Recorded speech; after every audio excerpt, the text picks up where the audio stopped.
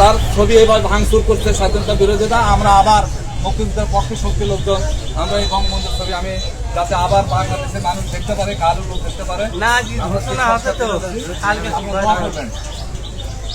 বঙ্গবন্ধু কোনো দলের নয়, বঙ্গবন্ধু সব মানুষের, বাংলাদেশের হৃদয় স্পন্দনের।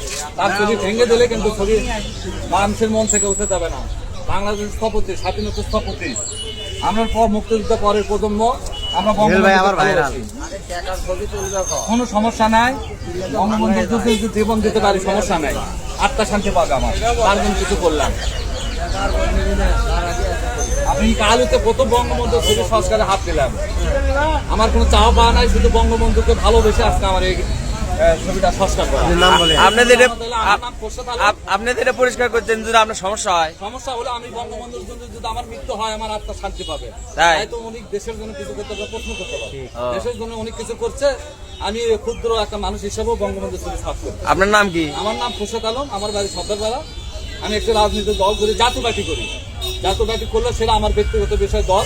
বঙ্গবন্ধু কোনো দল, আপনি বঙ্গবন্ধু ভালোবাসেন? বঙ্গবন্ধু ভালোবাসি, এখানে আমার কোনো আপোষ নাই। বঙ্গবন্ধু মুক্তিযুদ্ধকে আমি ভালোবাসি, সেই উদ্যোগে আমি ব্যক্তিগতভাবে এখানে উদ্যোগ নিয়েছি।